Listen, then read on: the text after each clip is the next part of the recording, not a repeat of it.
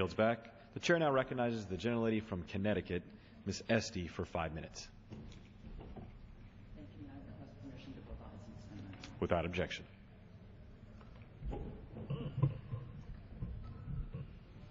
Thank you, Mr. Speaker.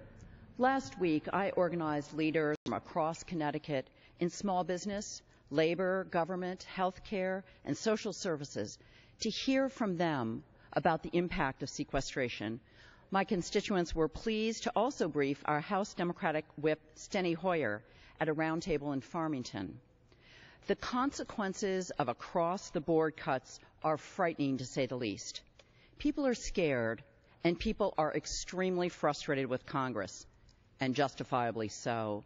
In central and northwest Connecticut, and I know the same holds true across the country, manufacturers, small businesses, and working and middle-class families are doing things right.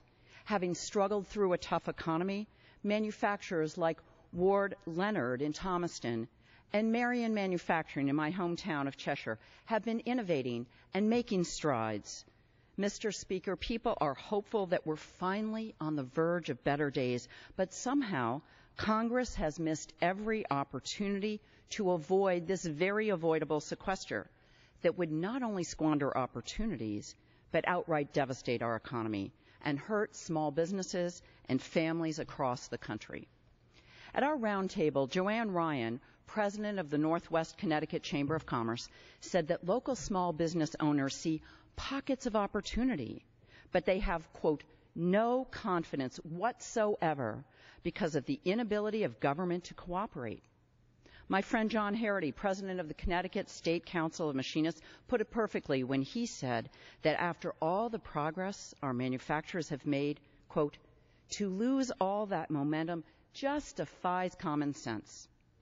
That's not to mention what I heard from folks across the district about devastating and reckless impact sequestration would have on social services, our seniors, our children's education at every level.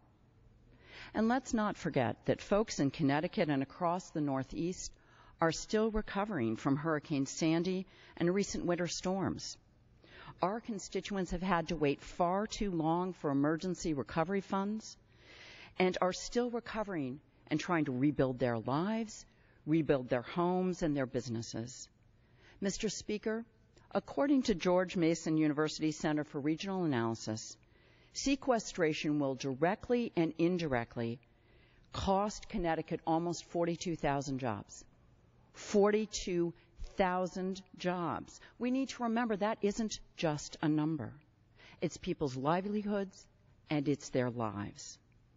Letting the sequester happen will hurt small business students and their teachers in Danbury and New Britain, seniors in Meriden who rely on Meals on Wheels for their daily nutrition, manufacturers like Ansonia Copper and Brass in Waterbury, and small businesses throughout Torrington and the Northwest Corner, and employees and owners who are working hard to achieve the American dream for themselves and to bring back the American economy. What's maybe most troubling is that there is no reason businesses and families in Connecticut or in any state should be facing this catastrophe. It is entirely self-inflicted and avoidable if our colleagues would let us vote on our alternative. It's the result of a reckless game of chicken. Avoiding it is actually very simple. And the lack of urgency the House GOP leadership has shown to addressing this impending deadline is astounding. Mr. Speaker, we can and should vote to remove the self-inflicted threat. We can and should remove the sequester. We already have a balanced replacement. Representative Van Hollen's Stop the Sequester Job Loss Now Act would replace the sequester with common sense, cost-cutting policies, repealing subsidies for big oil and big gas, refocusing subsidies for big agriculture, and enacting a Buffett rule so that the wealthiest are paying their fair share. We should be allowed to vote on this bill. Folks in Connecticut and across the country can't afford this gamesmanship. They need us to act.